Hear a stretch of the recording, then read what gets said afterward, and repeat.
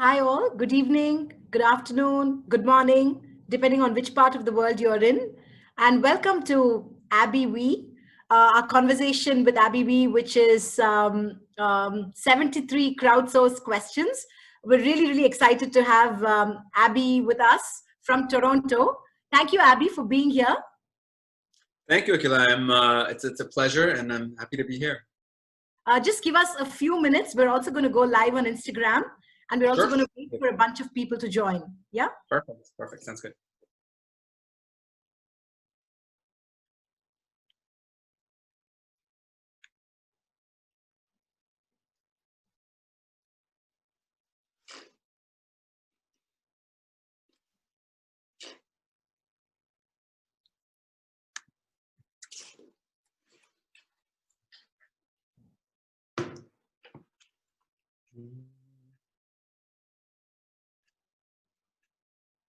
Okay, so I'm live on Instagram.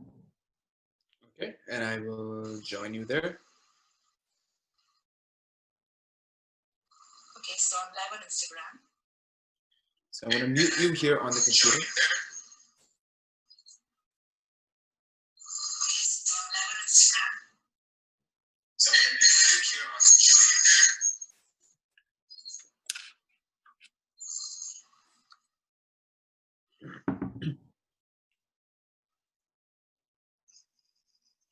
Hi there. Hey, Akhila. Yeah, this is going to be fun. I have to look at both the screens. I'm seeing you on two screens. That's right. Yes, so it's going to be, I have double joy. Great. Are we clear? Can somebody just give us a thumbs up?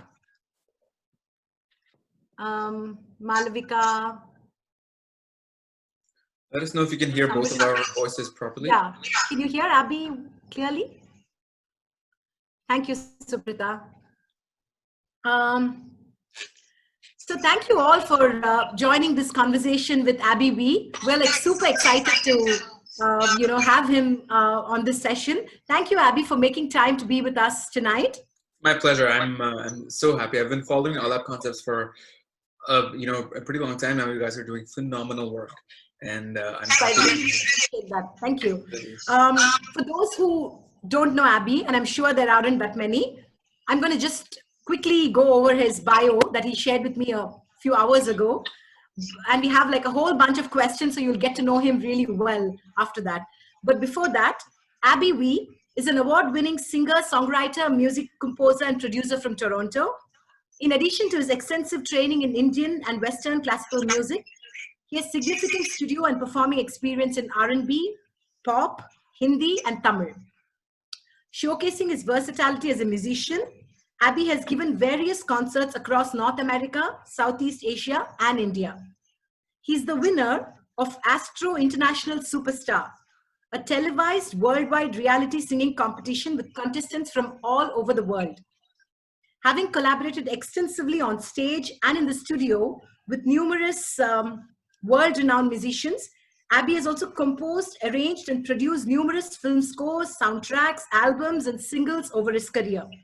His debut solo album titled First of All, consisting of 8 original songs in English, Hindi, and Tamil, released in 2019 to great commercial and critical acclaim. Thank you, Abby. I'm going to explain. It's so embarrassing when someone's, like reading out your bio in front of you, and it's just like. How does it feel?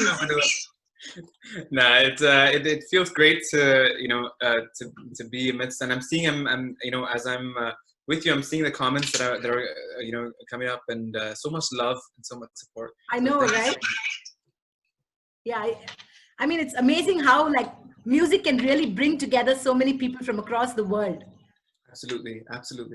Yeah. Very true. So I'm going to kind of just decode this session for everyone. So up until this morning, we were going to just have 73 questions, inspired by the whole Vogue series. But then when we thought about the number 73 a little more deeply, we thought that, hey, look, we're an arts management company and we work primarily in the space of the classical arts. It would be nice if we actually brought our, twist to the whole 73 idea. So we decided to, be inspired by the 72 Melakarta Ragas. And we thought we would use the concept of the chakras, the 12 chakras, and use the chakras as categories. So we kind of like decode Abby the person, Abby the musician, Abby with his inspirations and influences. So a whole bunch of like 12 chakras to kind of like, for which people can ask you specific questions. So there are going to be 12 chakras, and I'm going to read out what the chakras are. And I'm going to invite people to please share, they ask any questions. There's 6 questions each in each of the chakras. And it'd be great if people can actually ask specific questions to that category as we go along. So I will ask 4 questions, and 2 questions are open to the audience. But my colleagues here are also tracking both Facebook and Instagram. And if we get, say, 4 questions or 6 questions in one category, then I'm going to keep quiet and I'm going to just take questions from the audience. Okay? Sounds great. Sounds lovely. What a unique idea. Thank you. I think next time when Vogue does their, their actual official, 73 questions with some other celebrities, I think they might borrow this idea from you. Yay. So I'm going to just read the chakras to everybody. So people who are like tuned in could just get a sense of, So the first chakra is Abhi Na Jao Chodkar. The second chakra is inspirations and influences. The third chakra is Bollywood Banter. The fourth chakra is Raag and Roll. And this is a completely like a Ragam-centric category where you actually kind of just ask him for Ragams. We have a set of Ragams, but if we get questions from the audience, we'll shoot those questions to you. So it's a completely like a Ragam-centric round. The next round is called If Wishes Were Horses. Then we have a chakra called Let's Ghazal. Then we have a chakra called Cityscape, which is basically about the the 3 cities that have been important in your musical life, which is Canada, Toronto, Mumbai, and Chennai. Absolutely. And the next chakra is called Hindustani Ho Jaaye. Tamil Paatu Paadalaam. Cinema-centric. The next round is Cinema-centric. This can also be a completely music-based round. And then we have a chakra called Lockdown Learnings. And then we have a chakra called Rapid Fire. Awesome. Okay, before I begin, I'm getting a couple of comments where they're saying my frame is not okay. Yeah, I think that's on the phone, Akhila. So on your on Instagram. So I think Zoom is fine, but yeah, you just there we go. That's perfect. Is this better? Yes, Better? that is perfect. Yeah, just on Zoom, if you actually, you know what? That's perfect now. It's great. It's great. Is this okay? Yes, there we go. Radhika, is that okay? Hey, Akhila, you're not entirely seen. Could you pull down? Okay. Yeah, but I don't need to be seen. It's all right. Like Abby is seen. Okay, guys. So, question number 1. Abby. Awesome. Chakra number 1. Abby Na Jao Chodkar. Okay. Describe Abby in 3 words. Describe Abby in 3 words. I feel like I'm back to my university applications. I think just spontaneous, creative, and calm. Very very calm. Yeah. Not too. Actually, you know what? That's not true. I'm very hyper actually at times. So let me change. Your mind, Abby. 3 words. You know what? So creative and what was the first one I said? That's okay. Spontaneous, yes, that's right. Spontaneous, creative, and determined. I'd say, yeah, determined. Let's put it that way. Yeah. Question number 2. What apart from music is your most favorite thing to do? It's a good question. I don't really have too many hobbies, but I love just talking to people. You know, Sorry? my family, talking to people, just, you know, People. Okay. friends and family. I love just sort of hanging out with them, just, you know, socializing. I love that. Lovely. Uh, What is your daily Riyaz routine? You put me in trouble because I don't really have one. But recently I've begun sort of doing it. So I sort of start with like a varnam, and I sing it in a few different speeds. Sometimes I include like a tishram and stuff like that, and I do it in akaram because I find that a varnam, you know, has a lot of, you know, the words are spaced out in a way that it tests your breathing power and you know, a lot of range and everything. And then I go to a Hindustani rag and I do like a full bandish. So yesterday I sang Bihag, and I do like a full, and I have these like really cool tanpura and tabla apps which really help. So so I usually do these two things, and then I keep singing after that. Lovely. And you do this every day? I try to. Recently, I've been trying to. I think my parents would be like, "No, he doesn't," but I definitely try to do it as much as possible. Lovely. You've done your internship in marketing. I read that somewhere. When did you decide to become a full-time musician? I think it was always in the back of my mind, you know, that I would pursue music because my dad's he's a singer, not professionally, but he couldn't take it up professionally, but he's an excellent singer. So you know, I think sort of living his dream in a way, and my parents always wanted me to pursue music as well, contrary to what you have with most other, I think, you know, South Indian families. My parents were like, you know, you have to go into music and you have to make this a career kind of a thing. So I did, as you rightly said, I did do my bachelor's in finance and marketing from University of Toronto.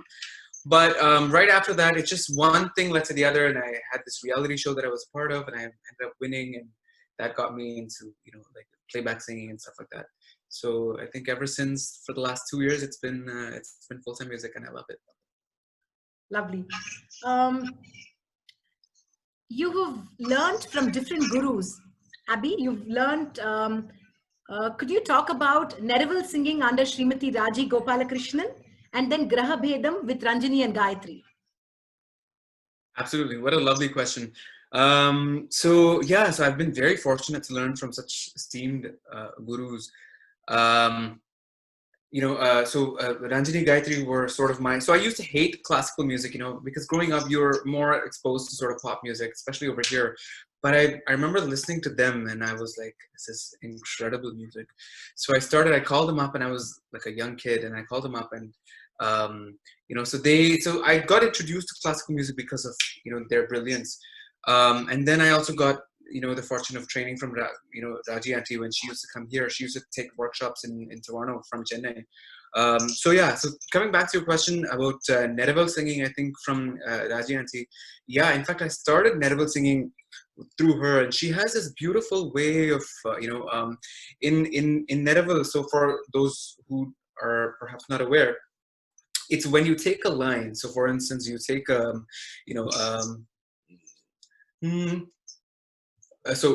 Banturi, so Rama Nama Mane, Varakat Kami Rama Nama Mane. So that's a line. So that's the basic structure, and you take the words as it is, the structure as it is, but you change the tune of it. So Rama Nama Mane, Varakat Kami Rama Nama Mane, Varakat Kami Rama Nama Mane. So you change the tune, and she does it in a very beautiful way where she sort of it's soaked in melody. And, you know, because in Neraval singing, rhythm is a big part of it. So you have to sort of ra, ma, na, ma, ne, vara, kat, kat. So all those words have to be exactly intact. So exactly. So it's not as free form as like an Aalaap. So having said that, sometimes the melody sort of takes a backseat, sometimes. But when Raji auntie sings it, it's like the melody is always there. It's soaked. It's almost like you're listening. The rhythmic structure isn't really prominent, unless she wants it to be, So that I learned from her, and that was a very beautiful way. So that's really shaped my thinking of Neraval, and Neraval has been a huge impact, because when we sing even like like a film song, or like a pop song, I try to do as many innovations as possible. And in a way, when you're doing like an improv, it's kind of like Neraval, because you're keeping the structure and you just go off, like instead of Abhi na jao chodkar ke dil abhi bhara nahi. So ke dil abhi, that's a basic line, but Rafi Saab has done ke dil abhi. So the rhythmic structure is the same, but you're changing the tune. So it's pretty much Neraval in a way. So it sort of applies in so many different ways. That was there. And then the second part of your question, I think, was Graha Bedam, which was a huge fascination for me. In fact, I think I'll be doing something with Graha Bedam soon. So the first time I heard, my guru, so of course everyone knows Ranjini and Gayatri, especially Gayatri, because she's very fond of Graha Bedam, and she does it beautifully. So yeah, I discovered it through their music, as I did with so many other things. And I remember there was this one, I think they did,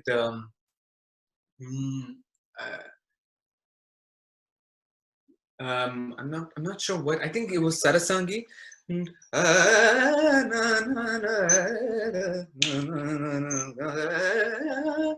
So ma padani dari ama gari sani ra ma. So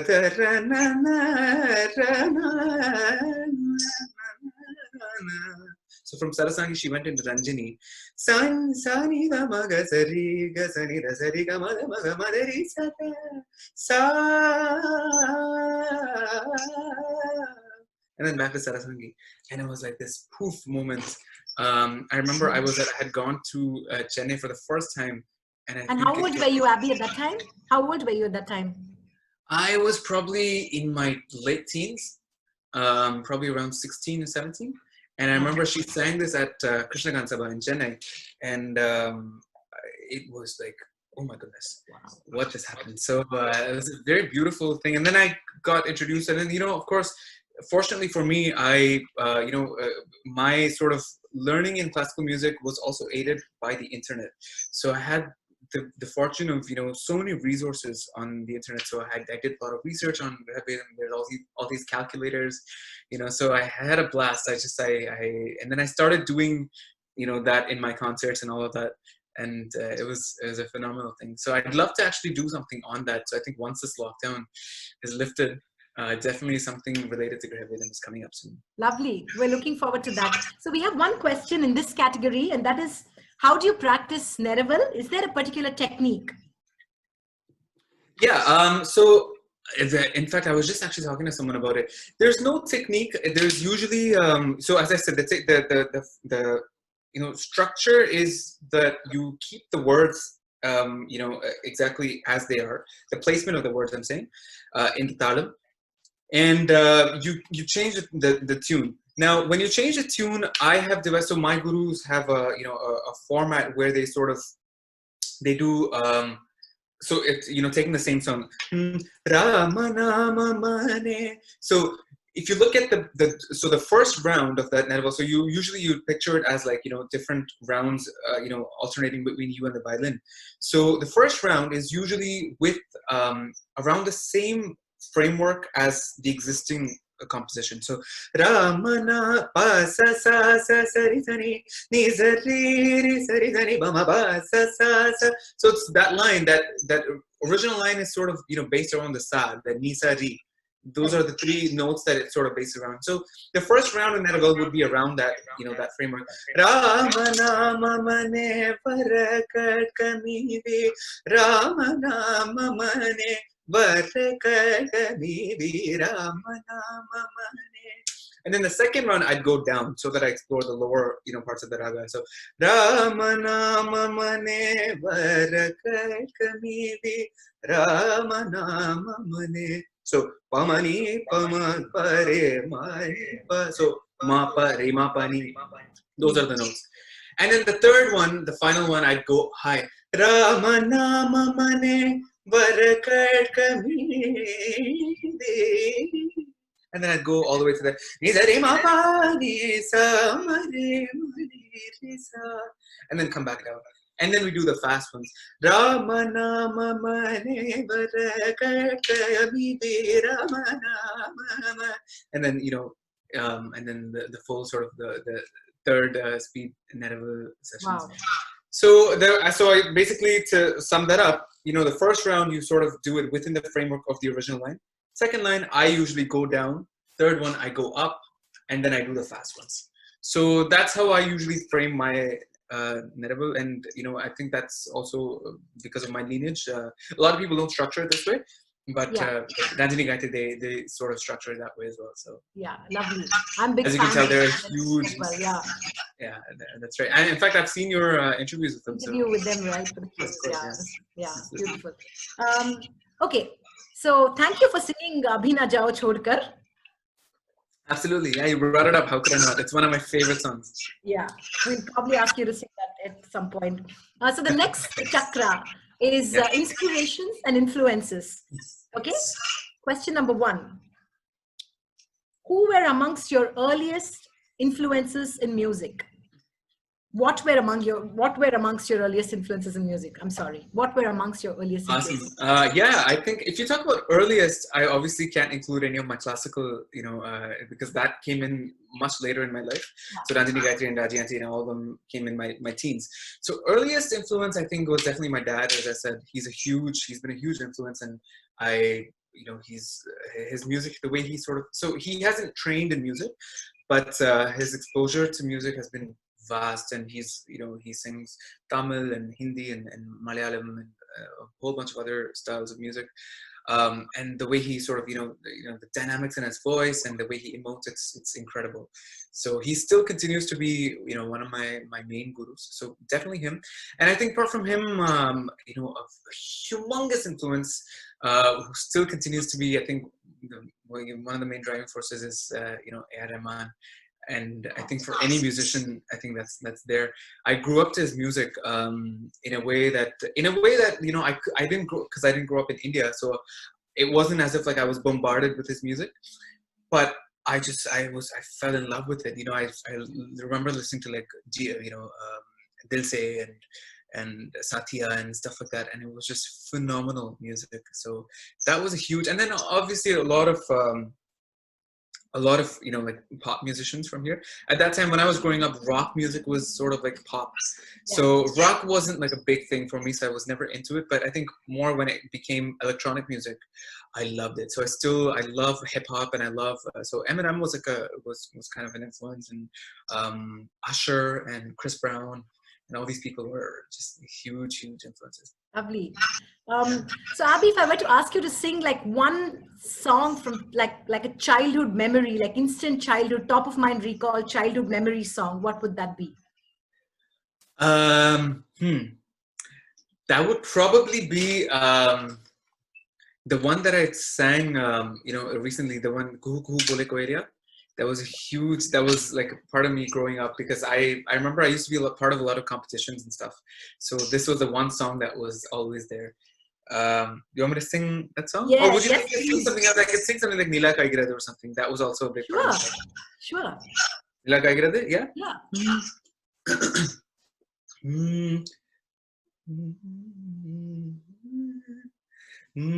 நிலாகாய்கிறது நேரம் தேய்கிறது யாரும் ரசிக்கவில்லையே இந்த கண்கள் மற்றும் உன்னை காணும் தென்றல் போகின்றது சோலை சிரிக்கின்றது யாரும் சுகிக்கவில்லையே சின்ன கைகள் மற்றும் உன்னை தீண்டும் காற்று வீசும் வெயில் காயும் காயும் அதில் மாற்றம் ஏதும் இல்லையே ஆவானும் மண்ணும் நம்மை வாழச் சொல்லும் அந்த மாற்றம் ஓயவில்லை என்றென்றும் வானில் நீலாகாய். I'm sorry if I'm butchering the words. It's been so long since I've sung this song. Beautiful.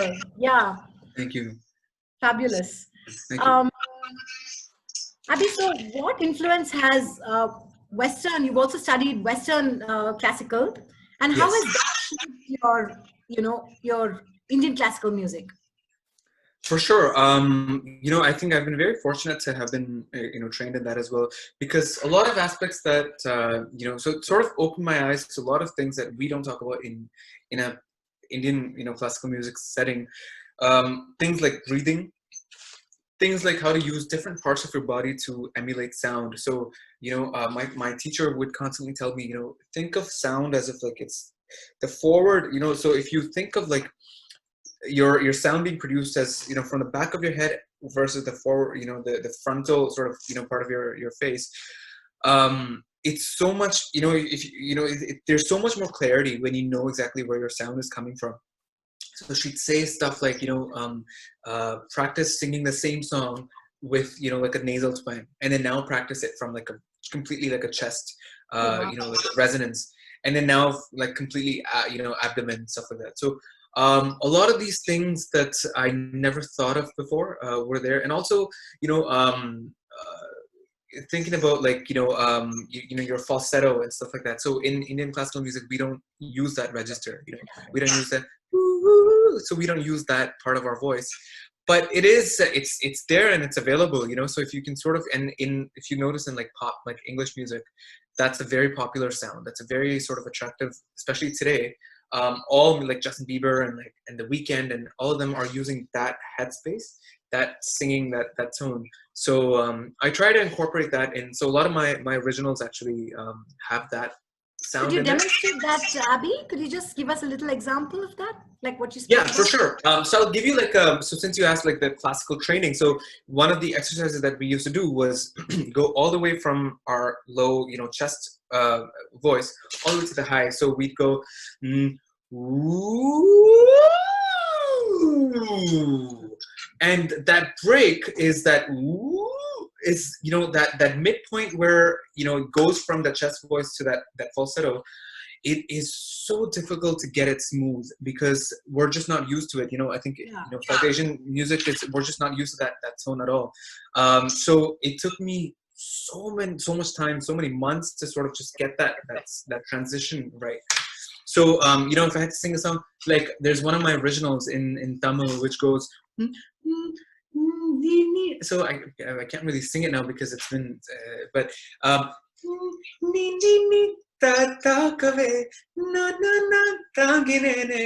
So that it's the false voice, and then is the chest voice. So it sort of plays with that sort of a zone, exactly like a pop, like a pop song would.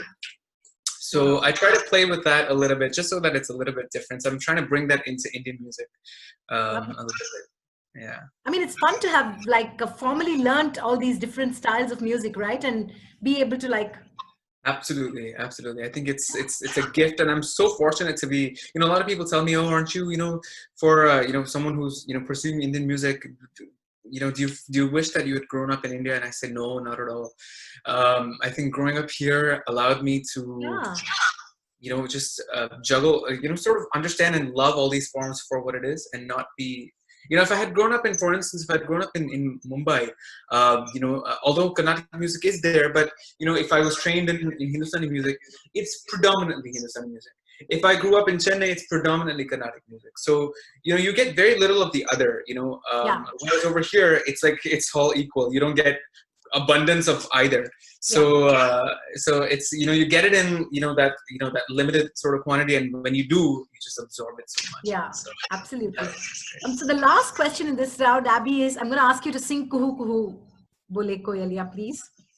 Sure, absolutely, yeah. One of my favorite songs. So this song, as I said, was like a huge, and the collaboration that I did with Aishwarya, she's also like, I've grown up watching. I mean, we're probably the same age, but I've grown up watching her because she's, she was part of a lot of these reality shows. So she used to also sing this song, and I also used to sing a lot of, this song. So we used to tape her performance, and like I would like try to sing like her because she was so brilliant. Yeah. So it was. This is available on your. It's on your Instagram YouTube, page, yeah, right? it's on my YouTube and my Instagram. So Abby V Official is my Instagram, my Facebook, and my YouTube. So it's available. I'm so happy that it just completely went viral, especially in like Totally. Gujarat and Maharashtra. I didn't expect that because it was a unique sort of an arrangement for a very classical song. It was a completely like as I said, like an a cappella arrangement. But here goes.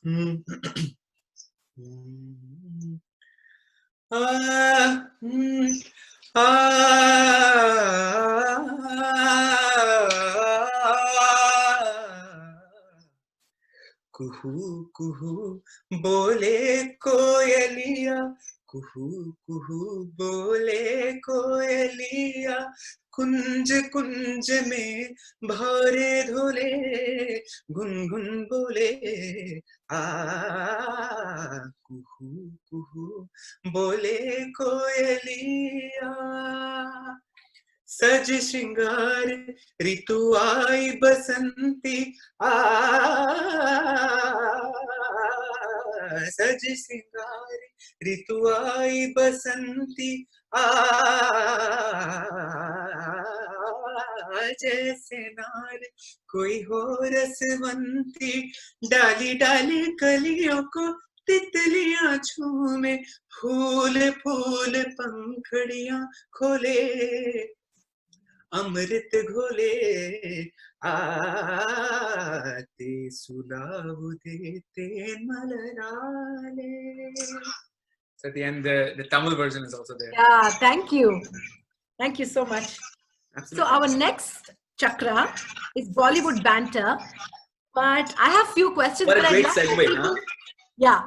But I'd love for people to ask. So if you have requests, Bollywood 6 questions, I'll wait for like 30 seconds. Otherwise, I will start. My first question, Abby, is Mohammed Rafi or Kishore Kumar? You're gonna get me in trouble. But of course, both I'm a huge fan. But I think Mohammed Rafi. But what did you say? Mohammed Rafi. Mohammed Rafi. Okay. Someone says "Aapki nazaron ne samjha." Sure, I've never sung it before, but आपकी नजरों ने समझा प्यार की कातिल मुझे दिल की है धड़कन ठहर जा मिल गई मंजिल मुझे आपकी नजरों ने समझा. Wow, thank you. Thank you. There's a request for Suna Suna. Suna Suna. Oh my gosh. Early in the morning. Okay. So this again was an a cappella. This was sort of what started the thing. The a cappella arrangement, right? Yeah.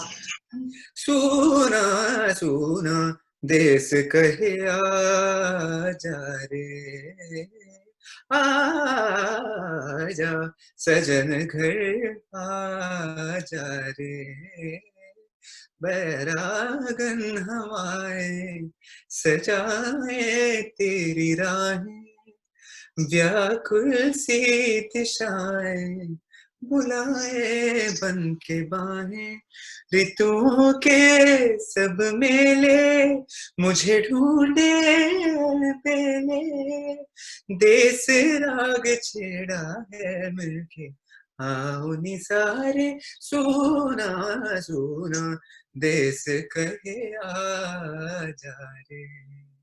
Beautiful. So I haven't done my morning prayer, as you can tell. Someone says they actually were inspired and they actually learned the song after they heard you sing it. Is that right? Yeah, I've seen a lot of beautiful, like cover versions of my cover version of this. So there's a lot of these tabla, recreations of with my audio in there.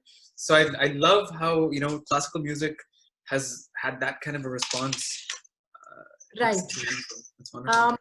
I'm going to make a stray away from the ragam, but somebody says vocal exercises to strengthen false voice.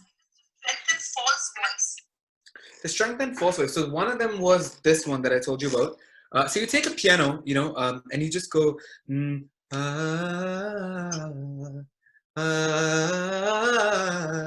So you just keep going. I'm doing it obviously faster for the sake of time, but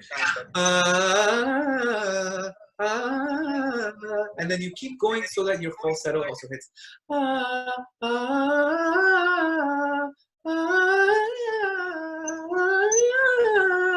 And then you keep going as much as your falsetto, your the extent of your range. So that's one way. So you're doing sort of these, and you keep doing it faster and faster. It's almost like you're practicing your akar. So like the same way you do like you can do the same thing over there.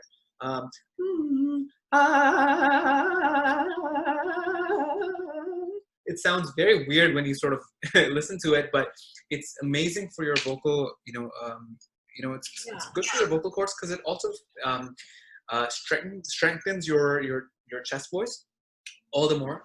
That's one thing. And also sometimes there's certain songs that you like. I feel that especially in Indian like pop music and Hindi music and stuff, there's the male singers are just shouting at the top of their lungs these days. And some people can do it naturally.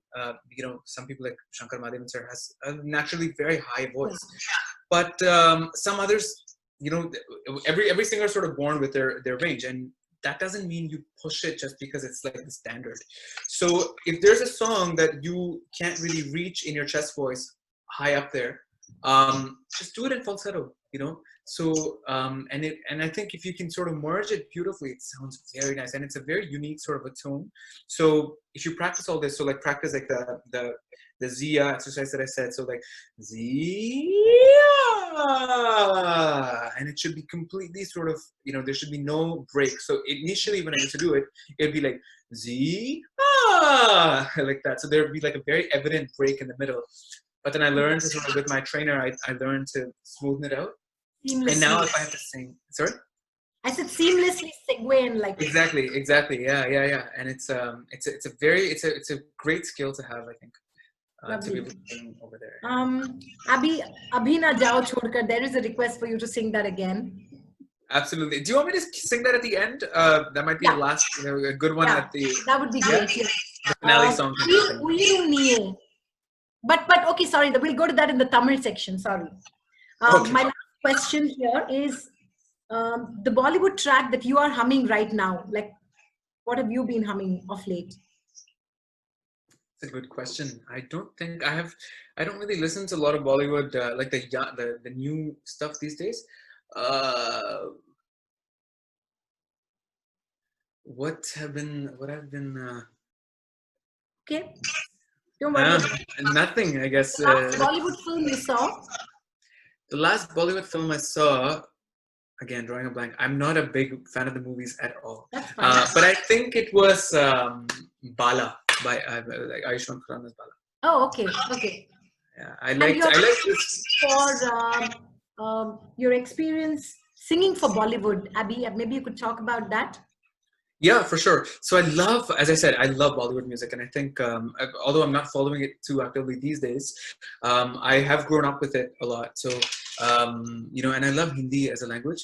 I speak Hindi as well. So, singing in Bollywood was always, like something on the agenda. And I knew a few people here and there. So I used to go to Mumbai and I started singing for, so I've sung for a few projects right now. I'm not sure when it's out because of the whole lockdown season, but hopefully soon.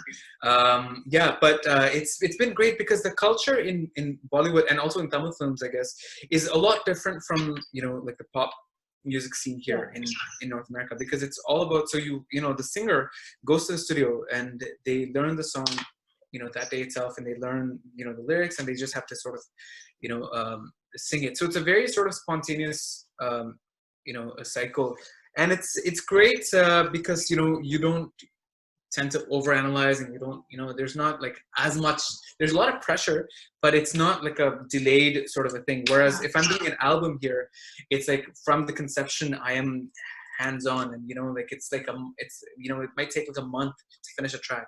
Whereas over there, a singer just goes into the studio and then that's it. At the end of the day, it's done, and then you hear the song. So it's a very unique system of working.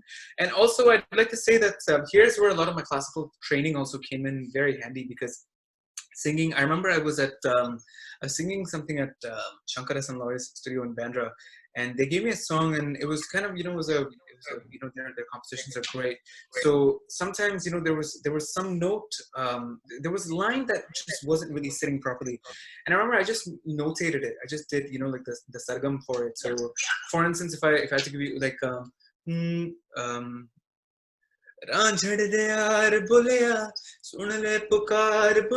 if I had to sing this for the first time, I wouldn't, if I had to sort of understand the tune immediately, because you have to understand the words and the tune and the meaning and everything, and just go sing it at the studio. So learning the swaram for it, or the sargam for it, is a very handy trick, which I'm grateful for my Indian classical training for that. So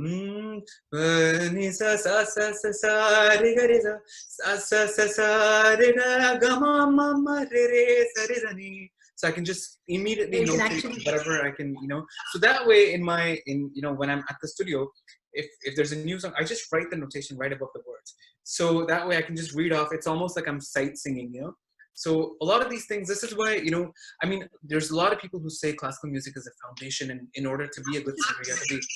But I think, in terms of, a lot of people say that, in order to be a good singer, you have to be a classical singer. You have to learn classical music. I don't think that's necessarily true. Some of the most phenomenal singers I know have no training. Are not, yeah. But having said that, it does help immensely. Like, these tricks do help. So when you have even when I'm learning like an English song, I do like the whole sargam concept of it, and it's funny for other people who perhaps look at my process, but for me it just works tremendously. So, yeah. Right. One last question in the Bollywood round. Yes. Ajnabi. There's a request for it's two of my favorites, Rahman sir and yeah. Udit Narayan. I'm a huge fan. So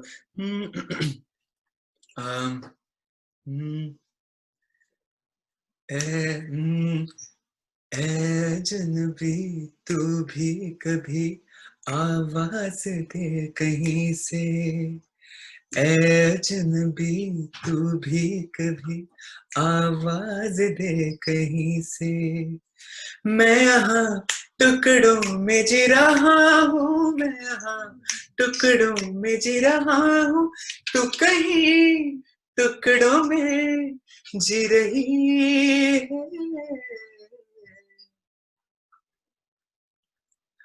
Wow, thank you. Absolutely. Well, we're not going to be able to sleep tonight because we're going to be so full of your music. That's so sweet. That's so sweet. Okay, so the next round is the Raag and Roll round. I have a bunch of Ragams, but I'm going to throw it open to people to ask. So we can just wait. And I want to ask you a question that's come from somebody which is specific to... so there's a question, Abby, about how can you explore the Ragam fully through Raga Alapana quickly? Are you giving more importance to Jiva Swaras? Can you explain the techniques or tips for budding artists? Well, lovely question. I think, one concept that I really use, and it's very important to sort of, show the raga in about, like a minute or even less. I think that's a very important skill to have, because that sort of allows your, it's almost like saying, in school, I remember when I was, at University of Toronto, my professors would say, if you can explain the whole sort of, like a unit, if you can explain the concept to like a 5-year-old, or, you can explain it in like a sentence, that's when you know that you truly actually understand the material. If you can condense it down and just, so I think I've really resonated with that. And that's why I think 70 ragas, the same way I try to sort of do the same, in a few seconds, it's that raga. And it might not be expansive of, the entire gamut of the raga, but I try to showcase as much. And I think the way of course, everyone has a different way of, approaching this. Some people look at it as they rightly said in the question, the Jiva Swaras. So, the Pran Swaras. In Hindustani music, it's called the Vadi Samvadi. I've never followed that though, because I feel I let the raga sort of, I have a very emotional connection with ragas, so it's very sort of, it's like if it's like the raga speaks to me and it's a part of me now. So if I know it, then I know it really, really well. And unless if I don't know it, I don't sing it, in a way. So so I think, and looking back, I think for me the major thing was just falling in love with the raga. So fortunately I had some really inspiring music, during my teens, from of course my gurus, and some other brilliant artists like Ustad Rashid Khan and Pandit Venkatesh Kumar and Maladi brothers, and all these people who really had been a huge influence. So they, the way, for instance, if a rag like Maru Bihag, for instance, Rashid Khan would just start.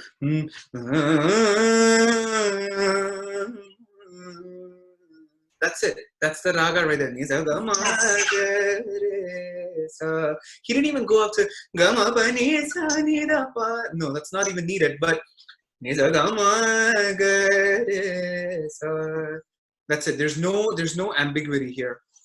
So listening to that repeatedly, it's almost like I internalized it, and now whatever I sing, it's all just pure, inspiration from all this incredible music, and none of it is my perception or anything like that. I think it's just, I loved it so much that it's just gone inside, and I'm just letting it out. So I take absolutely no credit for it. So I think the first step is, if you want to, if that's a sort of, if the aim is to learn a raga, there have been certain ragas like Janaranjani, for instance, which I didn't really, I didn't really connect with it, but I did want to learn it. So I learned some compositions in that raga, and I learned, I learned a little bit about the raga, like the way it goes. So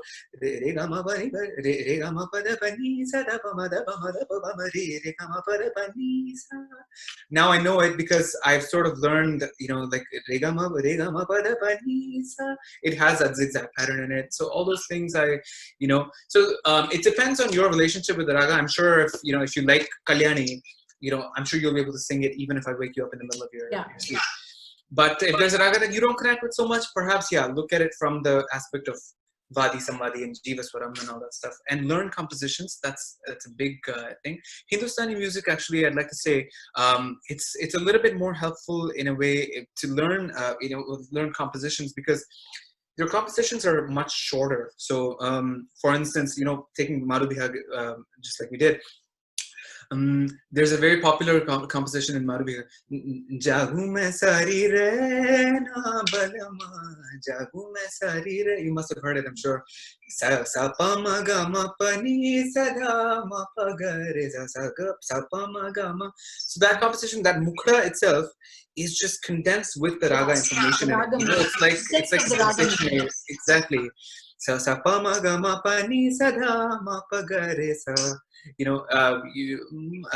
Sapama Gama Pani, so you can do Padani in Marubihar. So that information is right there in that very first line. So of course in Carnatic music, we have such elaborate compositions, but sometimes with the progression of Sankatis, it takes a while to sort of understand. Sometimes it could take a little bit longer to understand the essence of the raga. In Hindustani music, the composition gets straight into it because the compositions are so complex. So learning these short bandishes is a very helpful idea. Thank you, Abby, for answering that question in such great detail. I really appreciate that. I don't know if you know, but Aalaap, we work a lot with dancers, and bulk of our following is actually classical dancers. So I'm going to ask you a dance-based question. Awesome. And I'd like for you to if you were to look at the Navarasas, I want you to tell us what ragam you associate with each of the Navarasas, and I will read them out for you. Nice. Shringara Rasa. Shringara Rasa. I'm half these questions I'm probably going to answer with Kalyani, because I feel Kalyani is the most versatile. Probably Kalyani. Kalyani or Yaman, there's so much that Nalinam that they say in Tamil. That's just there in Kalyani. Okay, we have to hear you speak Tamil also. Okay, when we go to the Tamil round. For sure. Definitely. Kandipa. Hasya, laughter. Hasya. Oh, Hmm. Kadana Kuduhola maybe. It's very funny. It's very sort of fun and upbeat. Yeah. So I can't associate any sort of Pace, right? Also the pace of the ragam is just so like. Pace of the ragam completely. Yeah. Absolutely. Yeah. Karuna, which means compassion. Karuna, yes. Probably Ahir Bhairav. Oh wow. Ahir Bhairav or Chakravagam. Yeah. Or even Bindu Malini, you know. If you've heard Bindu Malini is a a janya of Chakravagam. It goes Sagare Gama Gama Pani Sada Pa Gama Pa Gama Re Ni Sagare Gama. It's very beautiful. It's very sort of that compassionate. Yeah. Raudra, which means anger. Raudra means anger. So, Rag Shri, I think. Shri, not in Carnatic, but the Hindustani Shri. Re, re, ma, pa, dha, ma, re, ga, re, sa. Ni, za, ma, pa, ni, sa, re. Ni, za, pa, re, ga, re, sa. Re, ni, dha, pa, ma, dha, ma, re, ga, re. There's a lot of that angst in there, I think. Yeah. Okay. Veera, courage. Probably Rite Gaula. Gama gama gari zani sa pama gari zani sa gari ni sa gama pama gari za gama ni ni sa. I think it has that sort of that rhythm to it, Rhythm, Yeah. Military-like sort of. Exactly. Yes. Absolutely. Yeah. Okay. Bhayanaka, terror. You know what? I think Shri again, but let's say Panturali then. In that case, Panturali. Okay. Yeah, probably Panturali, I'd say. Yeah. Okay. Bhibhatsya, which means disgust. Disgust. I don't think there's any raga that I can say, but I'll say that I do associate ragas with colors, and I've put up some posts about this as well. So so for me, I think of so usually with disgust you have this sort of that yellow that disgusting yellow, that color, right? That's what you associate with disgust. So and I associate a raga with that color, which is darbar. So probably darbar would be the right one. So any fans of darbar, please don't come at me. Yeah. I think there's a question on darbar as well. Adbhuta, which means surprise. Surprise. Probably Purna Chandrika. There's a lot of that, like, all of a sudden it's just like jumping. Sense of wonder, right? Yeah. Yeah, absolutely. Yeah. Okay. Yeah. Shantarasa, which is peace or tranquility. Sahana, for sure. Sahana. Yeah. Okay.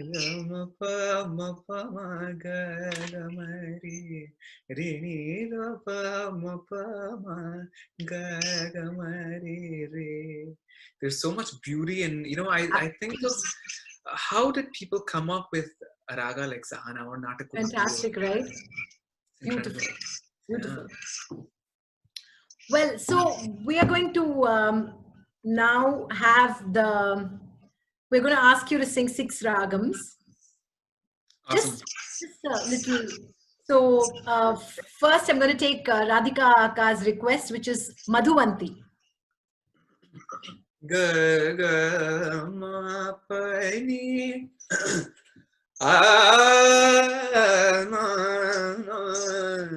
gama bani sa ga ri sa ni da ma pa sa ni da ma da pa ma ga ri sa ni sa ga ma pa da ma pa ga gama bani sa. Okay, my favorite ragam, Behag. So I was just singing this yesterday. There's a beautiful bandish called Lat Ulaji Sulaja Ja Balam Lat Ulaji Sulaja Ja Balam Haathon mein mehndi lagi hai more So a bihag, there's it's mostly like a Hindustani raga, but when you have that in Carnatic, it's been adopted very beautifully in Carnatic music as well. And there's that Kaishiki Nishada, which is also very nice. So Right. Gama pani dha sa ni pa ma pa ga ma ga. This is Hindustani bihag. In Carnatic, we have ma pa ga ma pani dha sa ni pa da ni da ma ga ma. So that other note is also there. It's a very beautiful. It's one of my favorite ragas as well. Right. Charukeshi.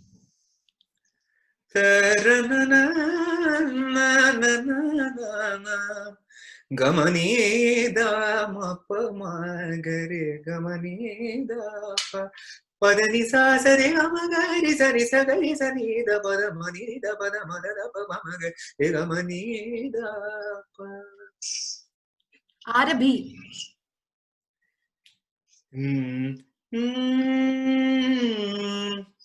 Sarima pada sani da pa ma gari sarima pa ma gari sani da sari da pa pa ma gari ma pa gari sani da sari pa ma gari sani da pa gari sani da pa da ma da pa ma gari sani pa ma gari. Beautiful. Amir Kalyani.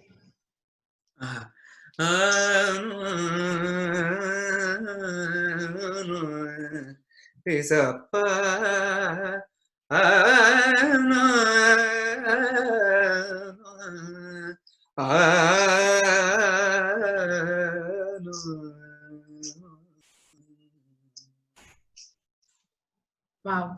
Hamid is sort of, sorry, yeah, okay. Todi Hindustani or Carnatic? Carnatic. Carnatic.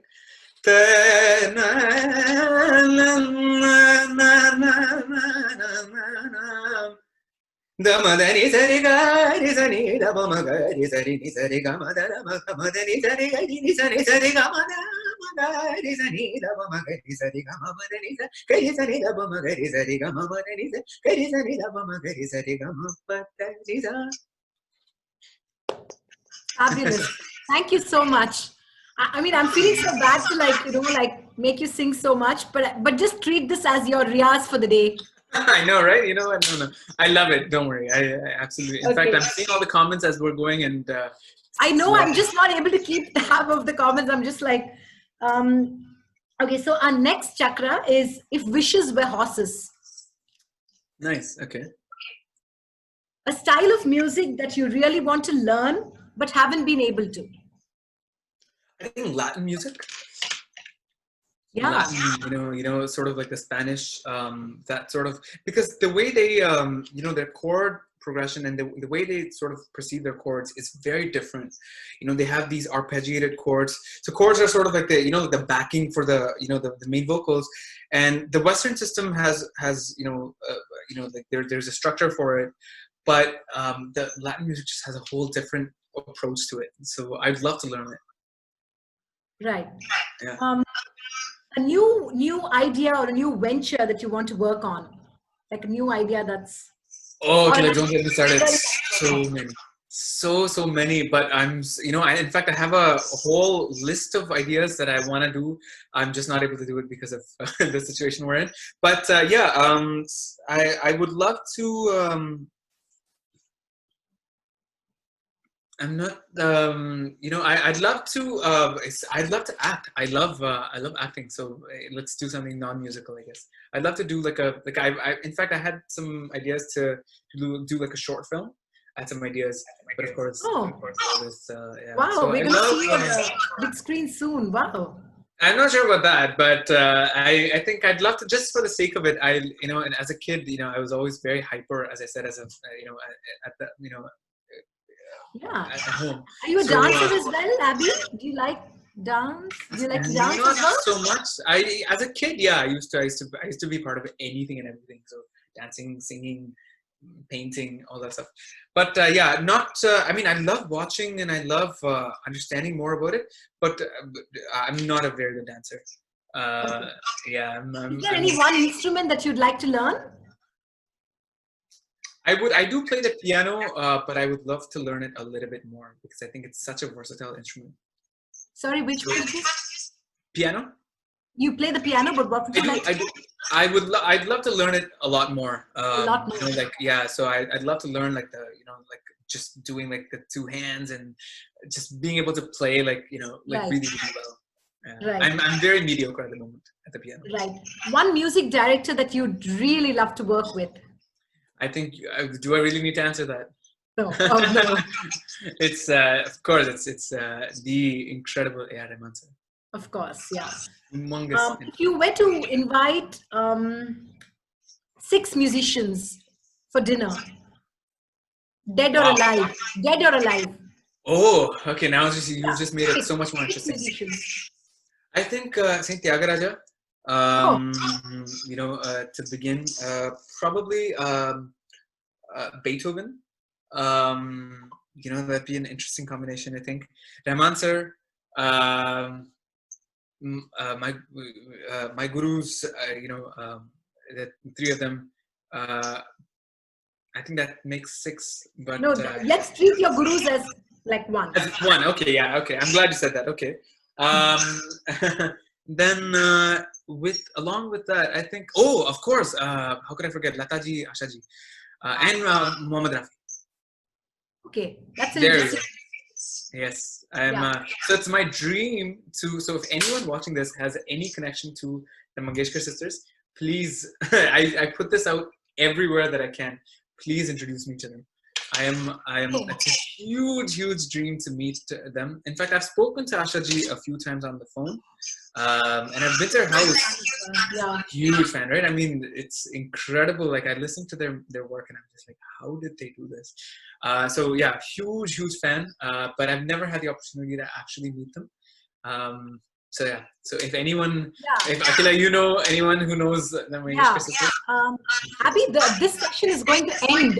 So I'm going to restart the session. So everybody who's watching, please log in again onto Insta Live. Those on Facebook, stay on, but the session is going to end on Insta.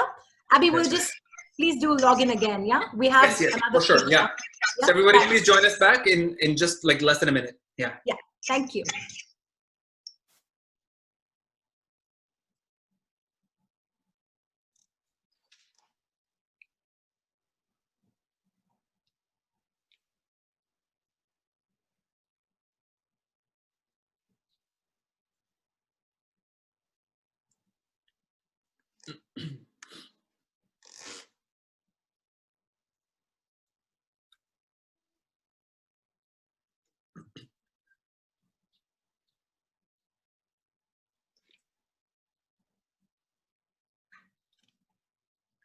Sorry, those on Facebook. There we go. We're live now on Instagram.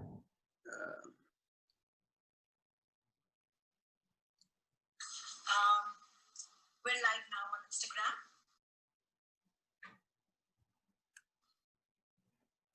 Thank you, and sorry about that. You know that Instagram has a there we go 1 hour cutoff mark. So thank you, and sorry about that. You know that Instagram. Thank you, everyone. I'm going to. There we go. Thank you. The annoying 1 hour limit, huh, on Instagram. I know, it's about time they mended those rules, huh? Completely, yeah, especially during these lockdown periods. Yeah, absolutely. Yeah. So we finished the bit about if wishes were horses, and you were talking to us about if anyone who's listening in has any connection with the Mangeshkar sisters. Please remember, Abby would love to meet them, say hello, and maybe imagine Abby, you could do a duet with Ashaji. That would be fantastic, huh? I don't think she'd ever. I mean, why would she ever want to work with mortals like me? But why not? That would be. But yes, I would love to just look at her once and just just ask her. So the next round is Let's Ghazal. And incidentally, I hope my friend Meera Srinivasan is here. She and I are big fans of this beautiful ghazal by Ashaji, which is Salona Sa Sajan Hai.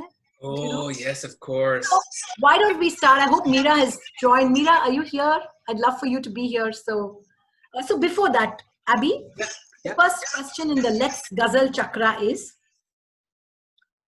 we know that you like ghazals. What about ghazals do you like the most? So very interesting question, actually.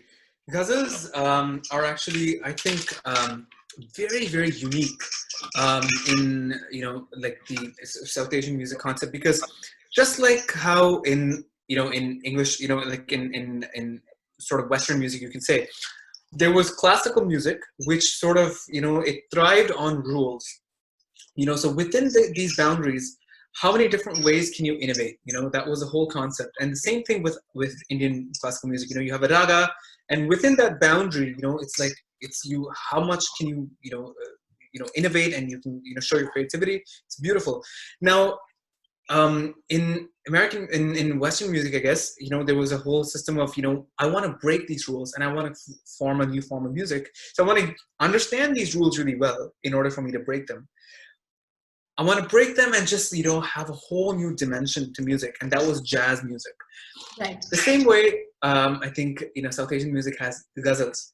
And I think it works beautifully in parallel because, Ghazals also have a very similar sort of, structure where they understand classical, the boundaries of, or not, I wouldn't even say classical music, but they understand the grammar of music so beautifully. The 12 notes that are there in our systems, they understand it like none other Ghazal artists. But they know how to just go around it and just just create this whole new dimension, and it's just mind blowing sometimes. So it's this. I don't think I've even achieved like 1% of the genius that their minds are. But I would love to. So what? Actually, answering what you said about, you asked me about what form of music I'd love to learn. I think I'd love to explore Ghazals a lot more, and I'd love to learn from, some of the great Ghazal artists in India. Yeah. So I love it because of that, because of the fact that, it goes beyond structure, and it makes no sense, but, at the same time, it fits. It makes so much sense at the same time. It's incredible. Yeah. And it's so full of poetry and emotions and, Yeah, exactly. And that's the other thing, I said that in a very sort of, technical sort of a way, but it's wonderful how it also connects to, emotionally and, through the words and all that stuff. It also does that so beautifully. So beautiful. Hariharan ji or Jagjit Singh? So tough. I think both, but probably Hariharan ji because of the voice. What a voice he has. What a voice, huh? Can you sing one of his ghazals that you like? I don't sing any of his. There's a Pata Pata, I think I know, and he's also done one with Asha ji a long time. It's called Kuch Dur Hamare Paas Chalo. But I'll sing Pata Pata. Okay. Pata Pata Boota Boota Hale Hamara Jane hai. Pata Pata Boota Boota हाल हमारा जाने है जाने न जाने. I don't know the rest. भूल ही न जाने बहुत सारा जाने है पता पता. Something like that it goes. I remember I heard it a long time ago. Yeah. And with his characteristic sort of, Completely, yeah. He's what a phenomenal vocalist, huh? Just his voice. It's the range, right? Of his voice, yeah. Range and that velvet, that tone of his voice, just Just like I don't know. I feel like some people are just made to sing ghazals, and I think Hariharan ji is one of those. Completely. It's like tugging at your heart, like. Exactly, right. And him, and and you have someone like also like Ghulam Ali Sahab, who I'm a huge fan of. Oh yeah, of course. He's a humongous. I love his ghazals, and I sing one of his. Yeah, absolutely. Yeah. In fact, I'd like to share. So I did. I'm not sure if you saw. So I did a cover of one of his ghazals. His I know, and I think he shared it, or he wrote about it, or something. Yeah, can you believe it? He actually commented from his account. I don't know how he saw it, all the way from Pakistan. And he shared it, and he commented, and he said, about Hoog and all that stuff. it made my day, because I had no idea that he would, of course, when, it's like Bollywood and stuff, sometimes people share it, and I've, I know a few people. So, like recently, SPB, uncle, he sent me a voice note saying some of the most beautiful things, but it's still like, I know someone who probably would have sent it to him. Yeah. With Ramali Saab, he's in Pakistan, and how did he see it? I had no idea, but it was incredible. It just made my 2020. I don't care about all of this. I think about the 2020 was made. Stuff, Which one was the song? Which song was this, Abby? It was a Punjabi ghazal that he did, so I'll sing a line of it. Aave te tenu dasa Kive mere guzre nisal ve Aave te tenu dasa Kive guzre nisal ve Pal ve sadiyan wahan lagde Jeena bada hi muhal ni Aave te tenu dasa Guzre nisal mein. It's a very beautiful, beautiful Punjabi ghazal that he does. Yeah, fabulous. Just two more songs in the ghazal round. One is Ranjit Sahi. Sure, absolutely. And the other one is, if you can sing Salona Sa Sajan Hai. Sure, absolutely. Let's do Ranjish first. Yeah.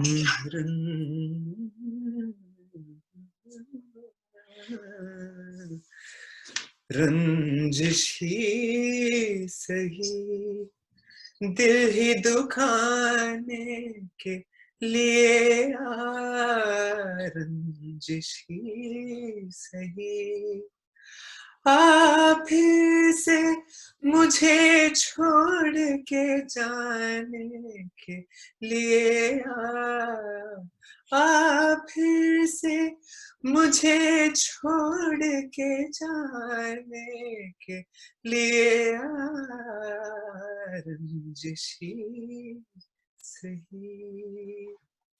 Wow. The words are so beautiful for this, Ranjishi Sahi. Yeah. So even if you want to break my, just come back, even if it's just to break my heart, Come and do it, yeah. It's one of the. So I've never related to words a lot, because being a vocalist, it was always the tune, the melody was always there. That was always the thing that attracted me initially. But this ghazal, first time I heard it, I was like, oh my gosh, I need to learn it just for the words, and I need to understand the words. So Abby, I forgot to ask you this. You seem like you'd be like a total romantic. Are you? I guess you'd have to ask so my fans of yours and so many female fans. They'd love to know that.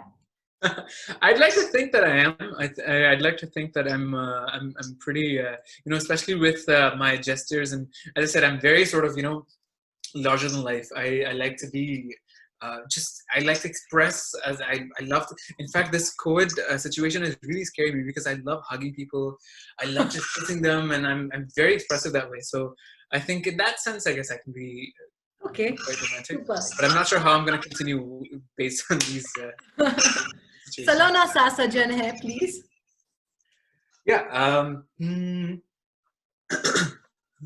Salona Sa Sajan Hai और मैं हूँ सलोना सा सजन है और मैं हूँ जियो में एक अगन है और मैं हूँ सलोना सा सजन है और मैं हूँ.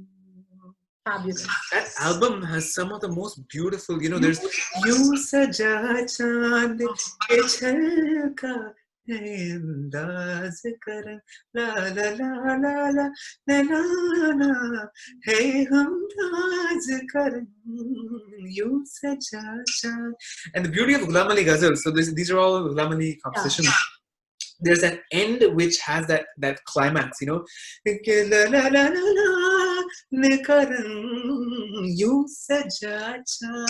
there's that tension and then the immediate release. It's like, oh my goodness. I know. Yeah.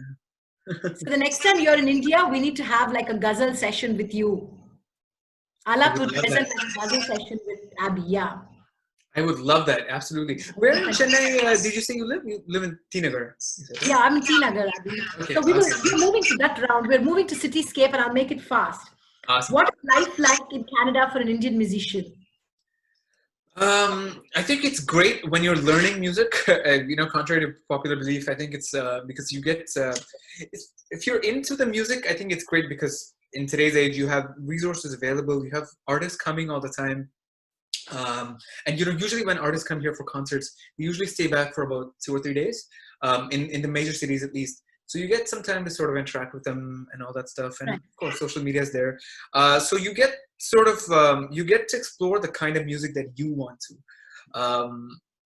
So for me, exploring Hindustani music at certain points of time, exploring Carnatic without being bombarded by with it in a way. So it's not like I have to listen to it because if I go out that's the only form of classical music available. That's not the case. I go because I really want to. So it's available of course it's available in much lesser quantity than in India, but I think it's great. I think it's now if you're pursuing music, I'm not so sure because it's definitely difficult to have of course, when you're in India, you have resources, you have connections, and all that stuff. So it's definitely if you're trying to make a career out of music, I think in Indian music, it's probably better to be in India. Yeah. Even if you're doing a career, like I was briefly thinking about doing like some fusion or like pop music, and I wanted to maybe shift to LA. Toronto is not quite the music, the center. Right. But, okay. How well do you know Chennai? Like one of your favorite eating spots in Chennai? Oh, awesome. Okay, so everyone's gonna hate me for this, but I really highly dislike Indian food. Dislike Indian food. I don't like it, especially South Indian food. I'm not a fan. I love South Indian culture. I'm a Tamilian and I love the language and I love music. The food though, maybe because at home my mom is like she loves Indian food, so it's always like strict South Indian food in the morning for lunch, and then like it's like North Indian food. My family's from Delhi, that's why I speak Hindi as well. So we cook a lot of like roti and like and saag and all that stuff. So that's there at night. So I've been. We're not a fan, huh?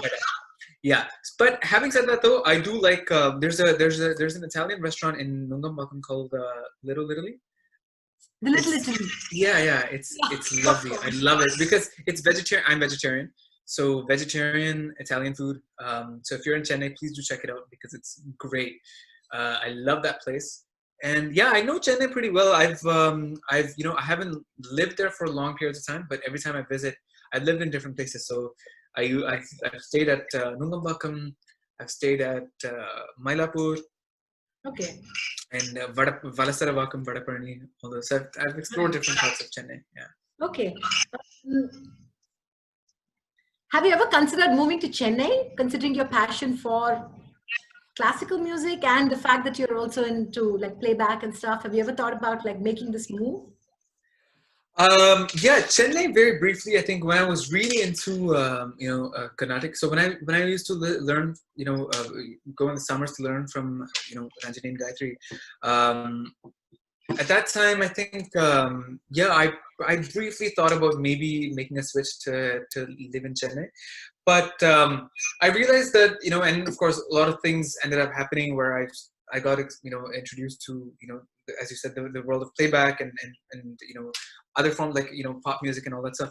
So I realized that I think Mumbai is probably a much better fit for me because it's I can do everything I want over there, and so there's a very thriving classical music scene in Mumbai, and at the same time it's also a lot of Hindi and Ghazals and fusion and all that stuff. So I love Mumbai. I think. Really? Okay. Yeah, what's your favorite night spot of Mumbai? Like Marine Drive, the South Bombay, that part. I love that place. Marine Drive. It's that Queen's necklace. Yeah, I can't tell you. In fact, in my room, I have pictures. I don't know where it is right now, but I have pictures of, that Marine Drive.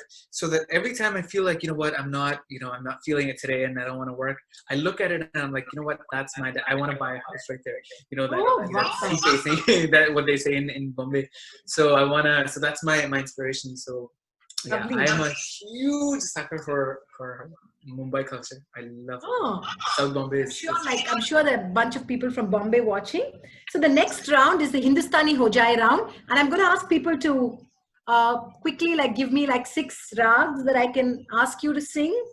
So we'll just wait for 2 minutes. I mean, for 30 seconds. I'm sure people will start requesting Hindustani rags. Hindustani rags, yeah.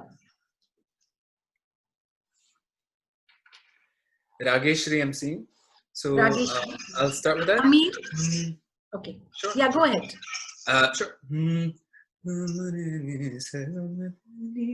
So Rageshri, you instantly think of Veena Sahasrabudhe, right? She was a queen of this rag. So I don't have my tanpura. Ga mare ni sa ga ma da ni sa da ni sa ga mare ni sa ga mare ni sa ga ma da ga ma da ni da ni sa ga mare ni sa da sa. Beautiful. Bihag we've already done. We have Hamir. Hamir, yeah.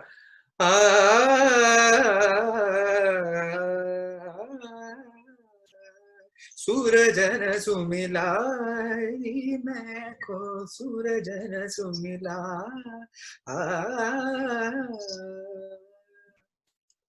Wow. Because of time. Yeah. Ahir Bhairav, yeah. No.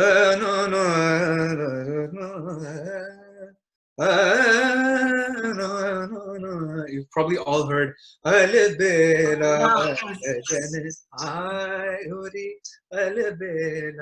sajan, alebela sajan,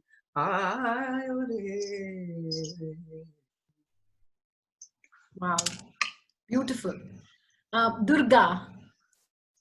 Mada sada mare sare pa, mada sare da sada pada mare sare pa. Beautiful.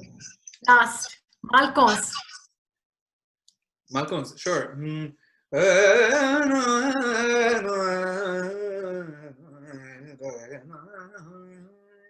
Daga matani dani ni sada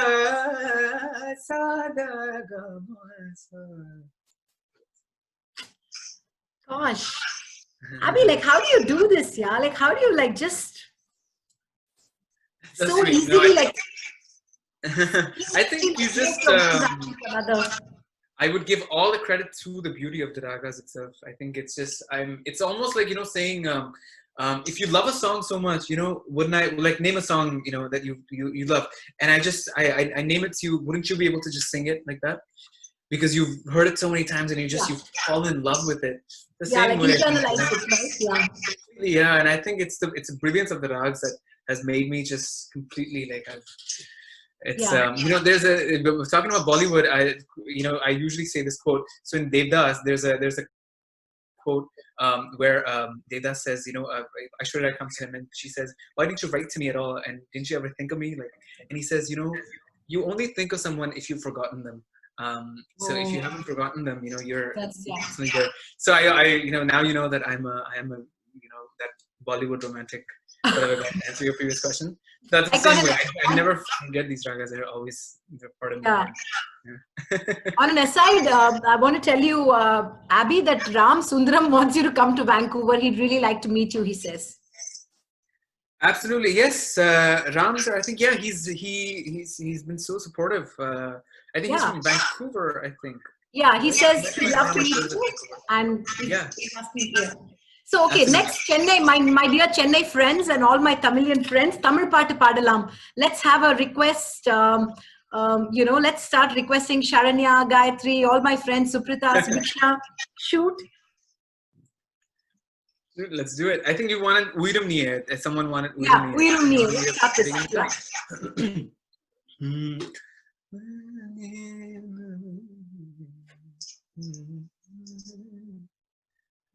Okay.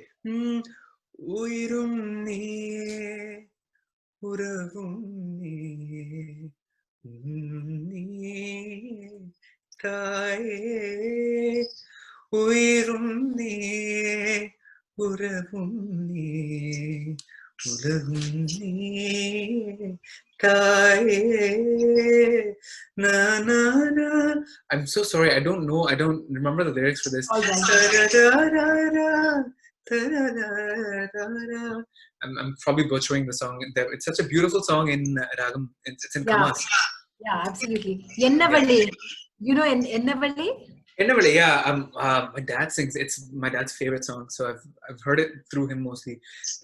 Yennavalle adi yennavalle இந்த இடம் அது தொலைந்த இடம் உந்தன் கால் குலிசில்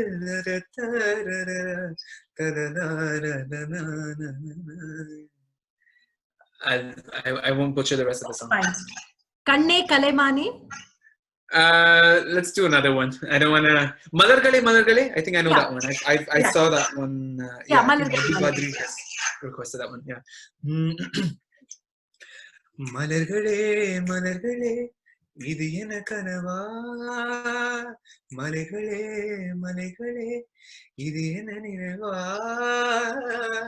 உருகியதே எனதுள்ளம் பெருகியதே விழிவெள்ளம் விண்ணோடும் நீதான் மண்ணோடும் நீதான் கண்ணோடும் நீதான் வா வா. Wow. Maruvarthai, Sri Ram. I don't know that one. You don't I've know heard that? it. I don't know. I'm so sorry. Yeah, I should probably learn a lot of problem. it. I don't listen. I don't. The thing is, I don't listen to a lot of the Tamil, like the new Tamil and Hindi songs. Yeah. So that's probably one of the reasons. Okay. Abby, can you speak to us in Tamil? We'd love to hear you speak Tamil. Of course, yes, definitely. Nalla Tamil pesuvena. Oh, and, okay. A lot of people don't know that I speak Tamil because I think I've spoken in Hindi before. Sorry, I've Hindi like basically na Tamil la basically. Okay. So in fact, a funny story. Similar to my my gurus. So my family is were Palakkad. So like ancestors are from Palakkad. So a lot of the Tamil has Malayalam. So my only exposure to Tamil was obviously from home because I visited Chennai very little. So whenever I used to go to Chennai, it was almost like everyone else was speaking a different language and I was speaking a different language. Because I would say things like as my gurus always say, they've also had a very similar problem. So we'd be like, shoe arichittu varen, and people would be like, did you destroy it? Like, what are you saying? And stuff like, my accent also, enna pandre naan vande kulichittu varen and all that, and they would have no idea. So I think through my consistent trips after that to Chennai, I think now I've understood the Chennai lingo and I'm a lot better now. So right. nalla pesuven. I don't say nanna pesuven. I say nalla pesuven. Yeah. Okay. Favorite A.R. Rahman song? I don't think I can name one. I love every single. I think every song of his is a masterpiece. It's brilliance. One that I recently I was again I fell in love with that Tira Hula Tira Kana Tira Tara Tira Nara Tira. It's a very beautiful song from Okay Kanmani. Yeah. What about favorite Ilayaraja song? My dad is a big Ilayaraja fan. I haven't grown up to a lot. I haven't heard too much of his music, to be honest. But I like Isayil Todangudama விரகநாடகமே Vasantham கண்டதமா வானநாடகமே. I like that one. The same in தென்றல் வந்து என்னை தோடும் ஆஹா சத்தம் என்றே முத்தமிடும். And then there's also that Hindi one that I really love, which is also in Tamil, I think. "Ae Zindagi Gale Lagaale." I love that song. "Ae Zindagi haan gale lagaale, humne bhi tere har ek humko gale se lagaya hai na." It's a Yeah. nice, very And nice. Suresh Vadkar's voice is just to die for. Absolutely. In fact, have you heard the recreation of that song with Arijit? Not yet. Let me make a note. Arijit. Yeah, it's great. I'm a big fan of Arijit Singh as well. So Yeah. he's totally done it a different way, and there's this ease with which Arijit sings. So it's very beautiful. You should check that out for sure. Yeah. So we're moving on to the next chakra, which is lockdown learnings. Okay. Many. And what's your take, Abby, on digital learning versus a live class? I would probably one of the only artists to say that it's phenomenal, because I am a complete, I think I'm a product of it. Not that I've learned too much or anything, but it's just whatever I know, I think a lot of it is getting through online, only because of lack of resources. But lack of accessibility, I guess, in a way. But I think it's the most phenomenal resource, because I think that the quote where it's like where there's a will, there's a way. If you want to learn, there is the stuff is available anywhere. It's there in books, it's there in in cassettes, in CDs, in over the radio, on the internet. You just have to grab it, you just have to go looking for it, and I think it comes your way. I've been so fortunate, so many of these ragas that I sing, I think not one of them, maybe with the exception of maybe like I can think of, to be honest, Shudh Sarang, which Raji Aunty taught me. She introduced me to that raga. With the exception of that, I think all of the other ragas I have learned through listening online. So I remember there'd be a new recording available, and there'd be this new raga called Vachaspati. And I'd be like, "Oh, what is Vachaspati? Let me check it out." And then I'd listen to that, and I'd be like, "Oh my God, that's the chalan of Vachaspati. Oh my gosh, this is so cool. Let me learn something, And I'd like notate myself. I'd learn compositions. So I've had very little face-to-face interaction with gurus, and a lot of people say that gurus are you have to have that sort of gurukulam system. I think it's great, and it's if you have it, make full use of it, because it's a phenomenal it's a great blessing. But if you don't, I don't think there's anything taken away from it.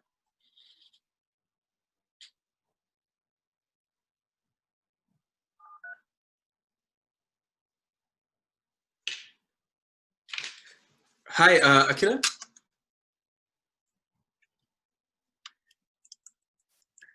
Hey, I'm so sorry.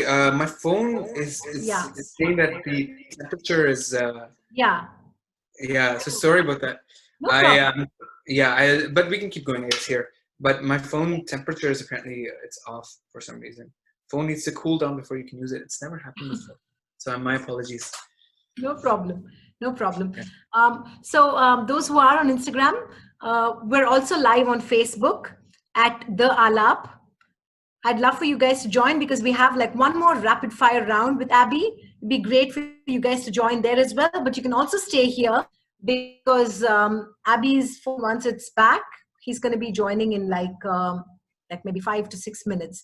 So please, I'd request you to join on to Facebook. We're at the Aalaap, TheAALAAP. Abby, let's go on. Yes. My apologies once again. No problem. Did the lockdown really change your routine, like your daily rehearsal? Yeah, in a way that my execution of my ideas has definitely changed, because I think from very early on I was you know, I've been used to sort of handling things on my own when it comes to my music. So whether it's learning songs, whether it's learning, you know, new pallavis or whatever, but also in terms of like putting out content, so like producing myself. You know, I record myself and I edit, you know, my book myself and all that stuff. So I've fortunately I've had that training from a young age, so that wasn't too much of a problem. But I think when it comes to video and execution, I've always sort of outsourced that, and I've taken care of the music entirely by myself. But you know, video production I like to, you know, outsource. Now I'm not able to do that anymore because I can't, you know. So I do yeah. So I've begun to take care of that as well myself, and I think it's a great learning opportunity because I've understood so much more about, you know, video production, editing, and all of that, you know, poster designing and all that stuff. So yeah, I think it's great. I'm using it as an opportunity. Yeah, but it's fabulous to be like self-contained as an artist, right? Oh yes, absolutely. In fact, I'd encourage every artist, you know, whether you're an instrumentalist or a vocalist, learn how technology can help execute your ideas. I think that's very important because I think as artists, we're all striving to execute, you know, our ideas some way or the other, you know, whether it's for the public or not. But you want to have records of it. You want to record yourself. You want to, you know, that's a great learning, you know, strategy and all that stuff. So yeah, learning how to be you know, self-sufficient is very, very important as an artist. Yeah, and times like these are, you know, are opportunities also for that kind of learning. Vasant, I just want to tell you that we are live on Facebook at the Aalaap. You're not able to hear, you're not able to see Abby right now, but I think you'd be able to. I think. Sorry, I am now back. So okay, Abby's back. Just hang on. I'm going to bring him back.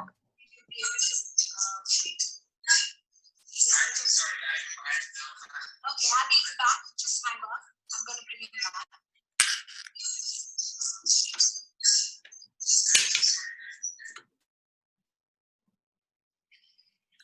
There we go. My apologies, everyone. I think what happened was that I have my phone was right on top of my computer, so my computer heated up, and then my phone also heated up. So it said, you know, temperature has to cool down before I can use my phone. So there. Sorry. Yeah. Okay. Yeah. Sorry about that. How much of a Netflix and chill sort of person are you?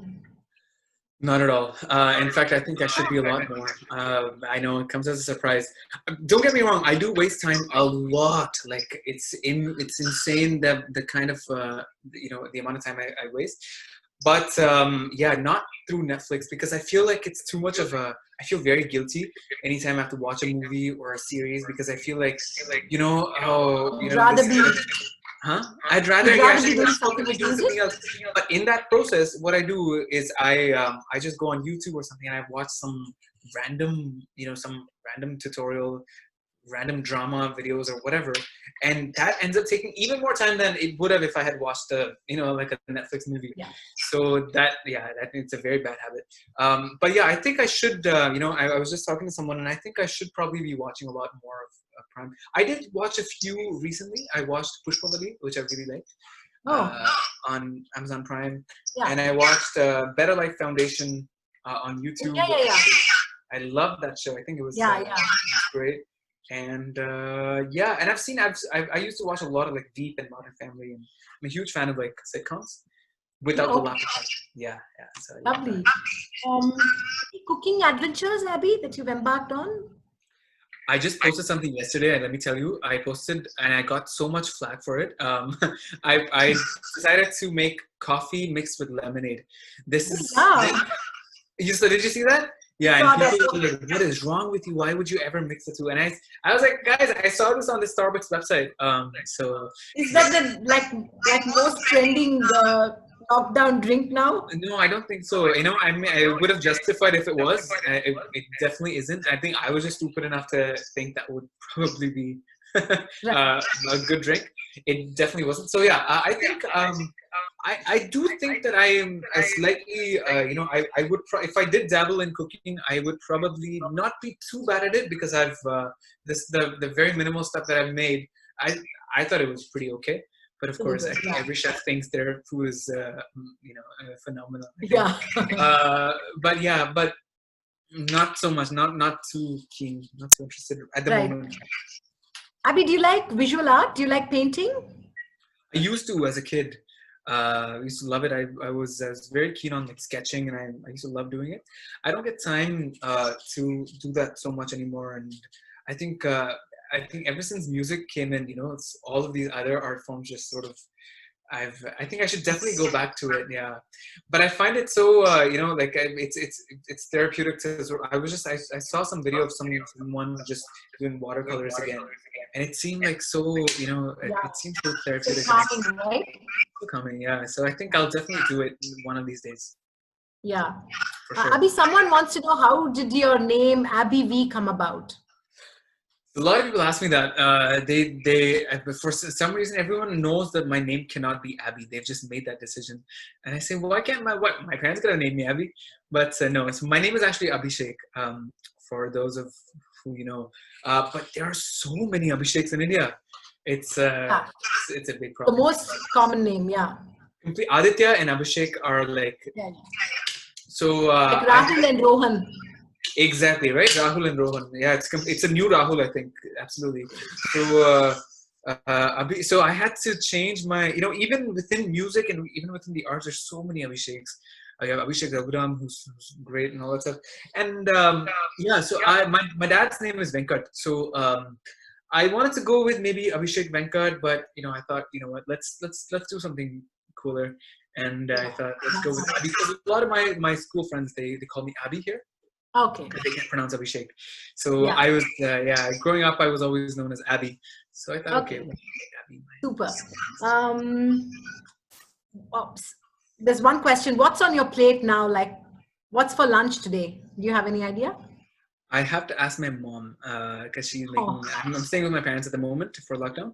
So, like so whatever she. Probably, sadly, yes. Probably some sort of rice and malagutal or something like that. I tell you, okay, I really highly dislike. I think it's also because my mom is very, she's not very fond of cooking. So, like, self-admittedly, she doesn't really enjoy it so much. Yeah. So she's not really like into like experimenting, different recipes and like she doesn't like to change it up, So the same samba that I had when I was probably 10 years old is still the same, 15 years down the line, I'm still having the same samba, the exact same. Hey, so, that's what comfort food is about. You think so? For me, I would, I can't. Okay, so we're on to our final round, which is the rapid fire round. Yes, okay. Awesome. And so, Prati Madhyamam or Shuddha Madhyamam ragas? I've been waiting for someone to ask me the question. Prati Madhyamam, for sure. Okay. I love Prati Madhyamam ragas. Because? I don't know. There's this. I feel like there's this heightened emotion with Prati Madhyamam ragas. You have a Panturali, you have a Vachaspati, Saraswati, all these ragas. And I love the ragas with both Madhyamas, like Shuddh Saran. All Bihag and all that stuff. But yeah, if I had to choose Prati Madhyamam, heightened emotion, I think, intensity. Right. From like watching cinema perspective, Bollywood or Hollywood? Neither probably, but Hollywood. Okay. In terms of performance and acting, how would you rate these actors? Deepika Padukone, Alia Bhatt, Shraddha Kapoor, Taapsee Pannu, Katrina Kaif. 5. Nice. How would I, so rank or rate? Yeah, rank them. Like number one being best. Deepika, I think she's a phenomenal actor. I really like her acting. So Deepika, Alia, Taapsee. Who was the other one you said? Shraddha, and then Katrina. Then Katrina Kaif. Okay. Yeah. Beer or whiskey or both? A lot of people don't know that I drink, but beer. But your Instagram has so many pictures of. Does it? Maybe I should delete those. I don't know, because I feel like a big part of my audience these days is a lot of the mommies, which I love. So I'm not sure if they know that I drink, but yes, beer for sure. Okay. Pizza or pasta? Both. But pizza. Right. I love And Italian food, as you can tell. And finally, I'm going to take one question from the audience. We got a whole bunch that my team sent me. I'm just going to take one and then we will close. Sure.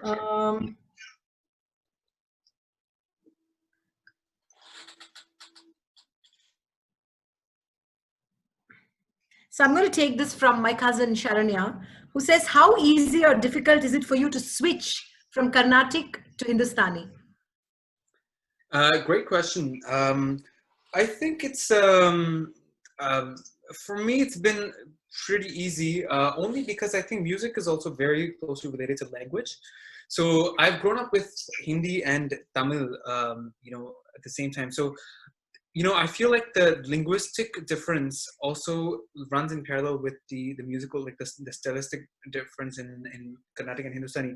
For instance, Tamil, is a very sort of, we have a lot of hard syllables. We don't have like the bha, we don't have the loose, the dha, bha, or, tha and all that stuff as much. Hindi has a lot of that. There's bha, dha, dha. So even in music, in Hindustani, there's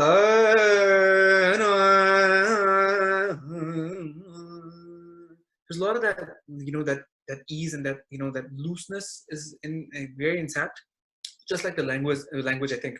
In Carnatic music, like a lot of the South Indian languages, I think, it's a lot more.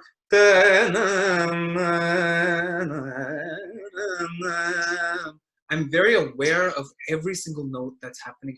Every, that fraction of a second, I'm aware. That nyasam, that end point is like I can't just let it be. I have to sort of have a very deliberate ending for every single sangati that's there. So it's very reflective of the language also. So having said that, it's since I've grown up with that both the cultures, North Indian and South Indian together, music also sort of reflects that. So it's been pretty okay. Right. So Abhi, we're going to ask you to close with two things. One little kutti tilana or a tarana. And Na Jao Chodkar, because we have I think only 5 minutes before the session will get cut again. Okay, awesome. So, let's do it. Little tilana, if possible, if you can sing the Desh tilana. I don't know. Desh, how does it go again? I don't know. I don't remember. You sing, don't you, Akhila? No. I've learned, but I can't sing on Instagram. I'm sure you do. No, come on. I'm sure you sing. Ghazals. We must definitely, yes. I'm going to take you up on that offer. Desh Tilana, I don't know. No, sing whatever Tilana you're comfortable with, Abhi. No compulsion. Whatever you're comfortable with. Okay, let's do.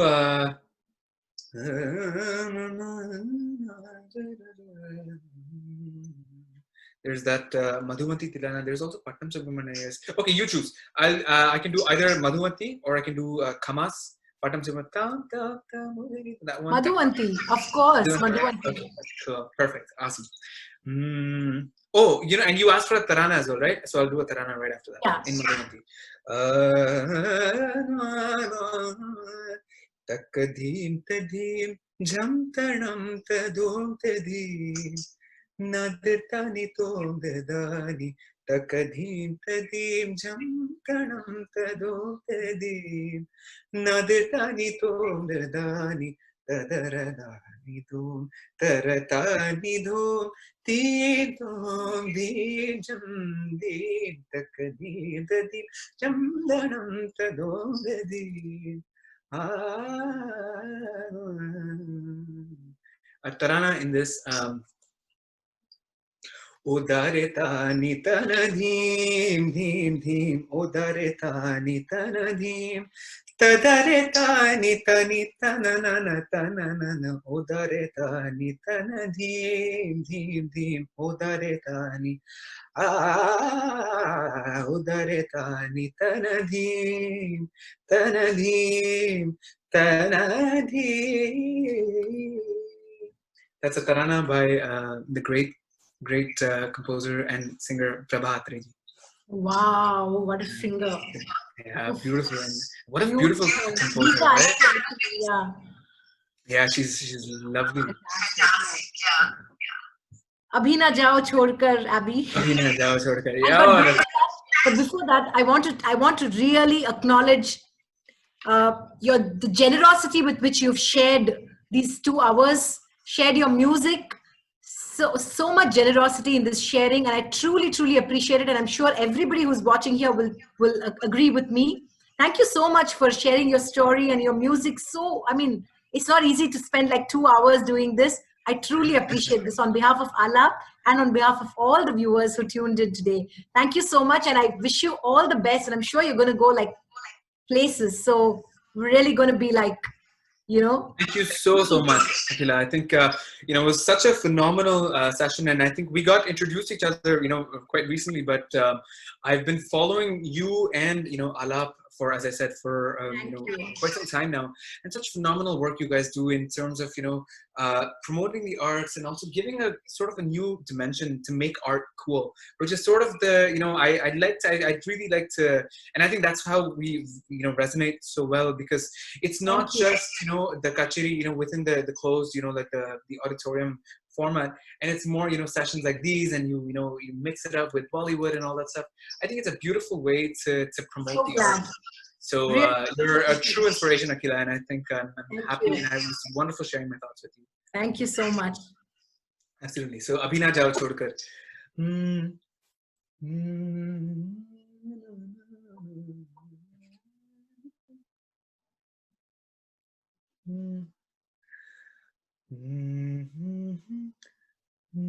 Sorry.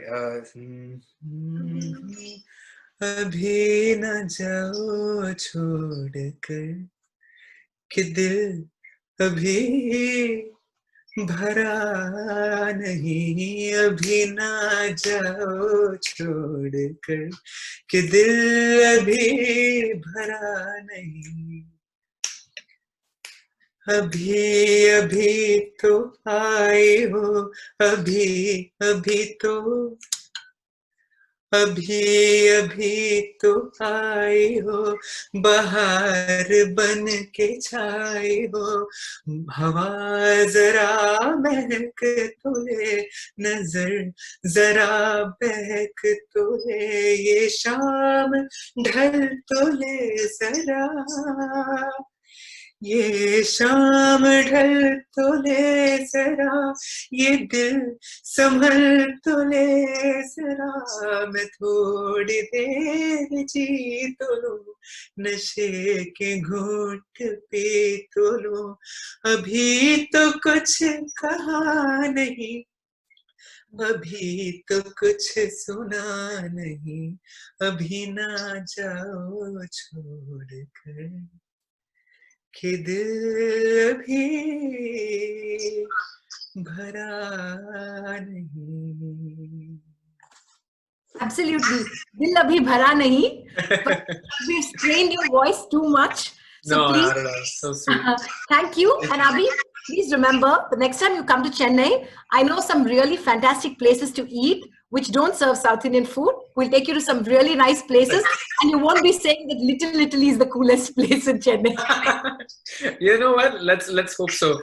I must tell you, when I go on tours and stuff, people assume that since I live in North America, or when I go to India, they think, oh, Paum, he must not have had so much of Indian food.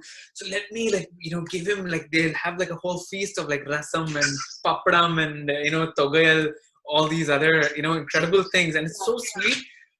I don't have the heart to tell us, so I eat. But now I think it's a good platform to tell everyone that I'm not the biggest fan of Indian food. I love everything about India, just not the food.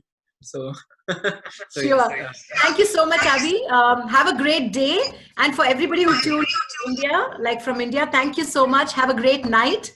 Thanks everyone for joining. I've read all your comments, and it's it melts my heart. So thank you so much, everyone, for staying with us. And the session will be available on our page for 24 hours.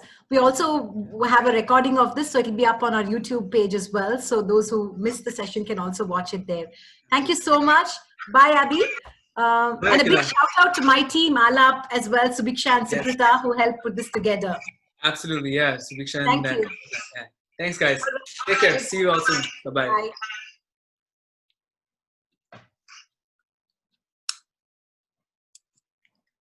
Thank you, Abby. So we'll formally close the session. Yes, that's right. It was We'll lovely formally talking. close the session on Facebook as well. Thank you very much to those who watched the session on Facebook. Absolutely. Thanks, Bye-bye. guys. Take care.